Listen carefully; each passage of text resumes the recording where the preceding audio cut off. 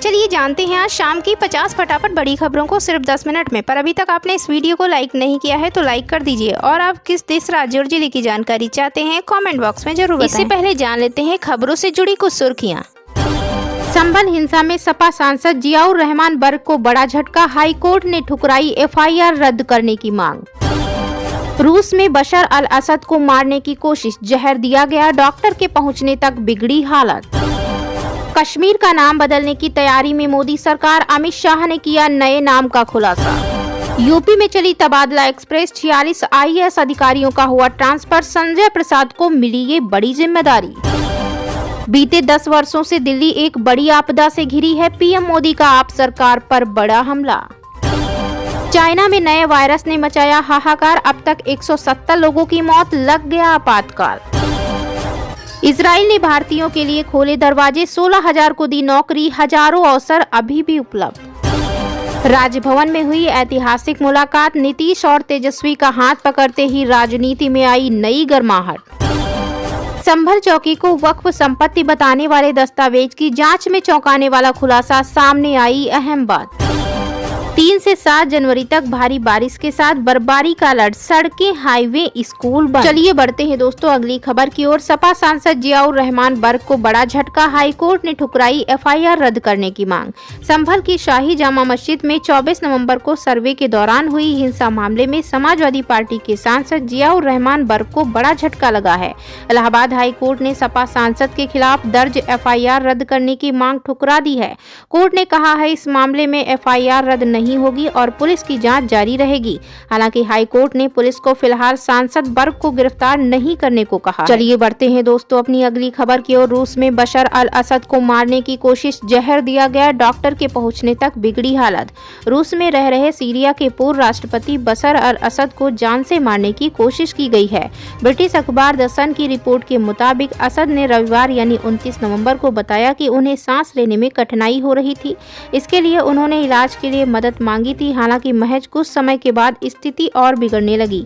उन्हें खांसी और घुटन की भी शिकायत होने लगी। आराम पहुंचाने के लिए उन्हें पानी दिया गया, लेकिन जब तक डॉक्टर पहुंचे उनकी स्थिति और बिगड़ गई। बता दें दोस्तों कि सीरिया के पूर्व राष्ट्रपति बशर अल असद को मारने की कोशिश तब की गई है जब उनके संबंध रूसी राष्ट्रपति व्लादिमीर पुतिन के साथ बिगड़ते हुए नजर आ रहे हैं। ऐसा माना जा रहा है कि दोनों नेताओं को एक दूसरे पर भरोसा नहीं था, लेकिन पुतिन ने ही असद को सीरिया से बचाकर मॉस्को ले जाने का फैसला किया। चलिए बढ़ते हैं दोस्तों अपनी अगली खबर की ओर। राजभवन में हुई ऐतिहासिक मुलाकात, नीतीश और तेजस्वी का हाथ पकड़ते ही राजनीति में आई नई गर्माहट। बिहार की राजनीति में एक बार फिर सियासी तापमान बढ़ गया है। नीतीश कुमार और तेजस्वी यादव के बीच राजभवन में मुलाकात ने राजनीतिक गलियारों में हलचल मचा दी। बता दें कि पटना में बिहार के नवनियुक्त राज्यपाल आरिफ मोहम्मद खान के शपथ ग्रहण समारोह के दौरान मुख्यमंत्री नीतीश कुमार और आरजेडी नेता तेजस्वी यादव का आमना सामना हुआ। जब तेजस्वी ने नीतीश को अभिवादन किया तो मुख्यमंत्री ने उनका हाथ पकड़ लिया, जो राजनीति के संदर्भ में एक महत्वपूर्ण संकेत माना जा रहा है। बढ़ते हैं दोस्तों अपनी अगली खबर की ओर। इजराइल ने भारतीयों के लिए खोले दरवाजे, 16,000 को दी नौकरी। इजराइल में हाल ही में हमास के आतंकी हमले के बाद से स्थिति काफी बदल गई है। इस हमले के कारण इजराइल ने फलस्तीन पर जोरदार हमला किया, जिससे वहां अफरा तफरी का माहौल बन गया। इस संकट के समय में इजराइल में काम करने वाले भारतीय कामगारों की संख्या तेजी से बढ़ी है। फलस्तीन के कामगारों की जगह भारतीय कामगारों ने ले ली है। इजराइल सरकार का लक्ष्य अब भारतीय कामगारों की संख्या 50,000 तक पहुंचाने का। चलिए बढ़ते हैं दोस्तों अपनी अगली खबर की ओर। चीन में नए वायरस ने मचाया हाहाकार, अब तक 170 लोगों की मौत, लग गया आपातकाल।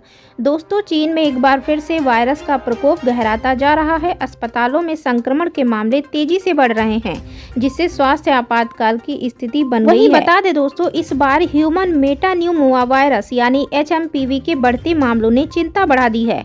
सरकारी और वैज्ञानिक एजेंसियों की रिपोर्ट के अनुसार वायरस से अब तक चीन में 170 लोगों की मौत हो चुकी है, जबकि 18 देशों में इसके 7,834 मामले दर्ज किए गए। विश्व स्वास्थ्य संगठन यानी WHO ने इस नए संक्रमण को वैश्विक स्वास्थ्य आपातकाल करार दिया है। WHO के महानिदेशक टेड्रोस एडनाम ने जिनेवा में प्रेस कॉन्फ्रेंस के दौरान कहा कि यह वायरस तेजी से फैल रहा है और स्थिति को नियंत्रण में लाने के लिए तत्काल कदम उठाने की आवश्यकता है।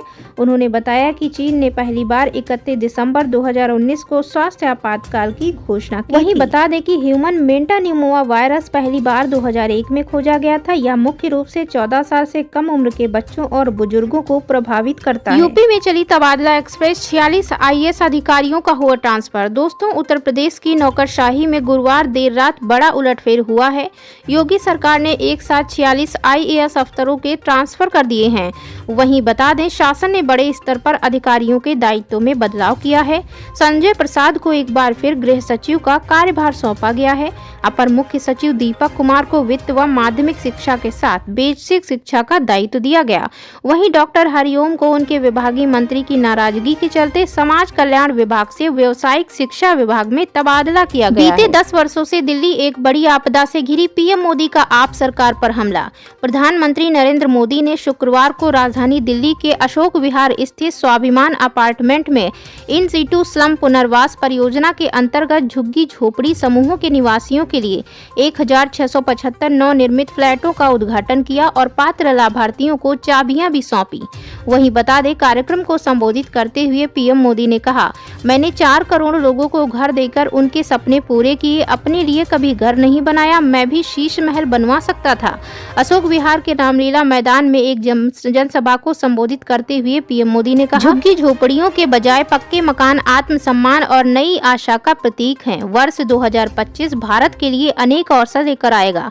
नया साल भारत की वैश्विक छवि को मजबूत करेगा। दिल्ली सरकार ने 10 साल में शिक्षा को बहुत नुकसान पहुंचाया। समग्र शिक्षा निधि की आधी राशि भी खर्च नहीं कर पाई। चलिए बढ़ते हैं अपनी अगली खबर की ओर। संभल चौकी को वक्फ संपत्ति बताने वाले दस्तावेज की जांच में चौंकाने वाला खुलासा, सामने आई अहम बात।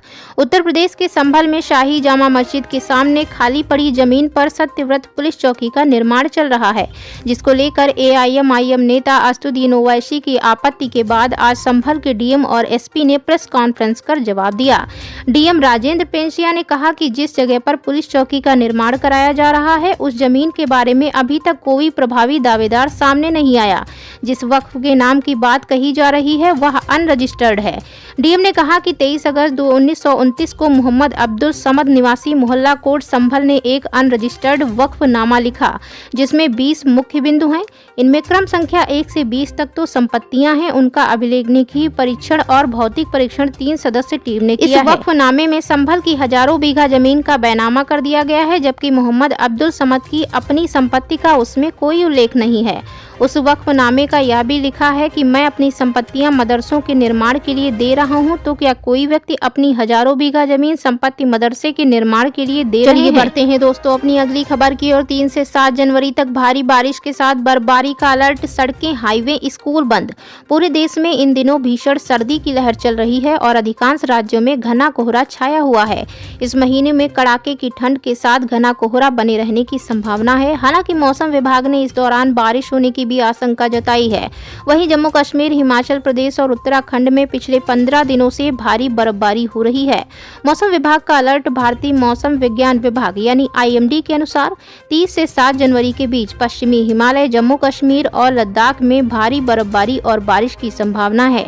जम्मू कश्मीर और लद्दाख में बारिश और गरज के साथ बर्फबारी का पूर्वानुमान है, जबकि हिमाचल प्रदेश में कोहरे का अलर्ट जारी किया गया है। लोगों को सतर्क रहने की सलाह दी गई है। चलिए बढ़ते हैं दोस्तों अगली खबर की ओर। कश्मीर का नाम बदलने की तैयारी में मोदी सरकार। अमित शाह ने किया नए नाम का खुलासा। दोस्तों, केंद्रीय गृह मंत्री अमित शाह ने गुरुवार को जम्मू और Kashmir and Ladakh through the ages पुस्तक के विमोचन के दौरान कहा कि कश्मीर का नाम कश्यप से जुड़ा हो सकता है। उन्होंने बताया कि कश्मीर में भारत की संस्कृति की नींव पड़ी थी और यहाँ सूफी, बौद्ध और शैल मठों ने बहुत अच्छा विकास किया। उन्होंने कहा कि प्रधानमंत्री मोदी का कश्मीर की संस्कृति और भाषाओं को लेकर विशेष ध्यान है। गृह मंत्री ने धारा 370 और 35A के बारे में भी बात की, जिनका उद्देश्य देश को बांटने और कश्मीर में अलगाववाद को बढ़ावा देने के लिए था। उन्होंने बताया कि मोदी सरकार ने इन धाराओं को हटाकर कश्मीर में विरासत के रास्ते खोले हैं। उन्होंने कहा, इन धाराओं के कारण आतंकवाद पनपा था, लेकिन इनकी समाप्ति के बाद अब कश्मीर में शांति बढ़ी है। वहीं अमित शाह ने कहा कि कश्मीर का इतिहास अब इस पुस्तक के जरिए प्रमाणित किया जाएगा। उन्होंने बताया कि भारत का इतिहास और संस्कृति पूरे देश में फैली हुई है और कश्मीर से कन्याकुमारी तक भारत एक है। उन्होंने यह भी कहा कि कश्मीर भारत का हिस्सा था, है और रहेगा। उन्होंने कहा इस पुस्तक में इसके ऐतिहासिक प्रमाण दिए गए हैं। उन्होंने आगे कहा कि कश्मीर में जो मंदिर पाए गए हैं वे भारत और कश्मीर के बीच अटूट संबंधों को दिखाते हैं। उन्होंने कहा कि भारत का इतिहास कभी भी लुटियन दिल्ली से नहीं लिखा जा सकता, उसे वास्तविकता को समझकर और प्रमाणों के आधार पर लिखा जाना चाहिए। अमित शाह ने अंत में कहा कि भारत एकमात्र ऐसा देश है जिसकी सीमाएं सांस्कृतिक परंपरा के आधार पर तय होती हैं और दुनिया में कोई भी देश हमें भू राजनीतिक नजरिए से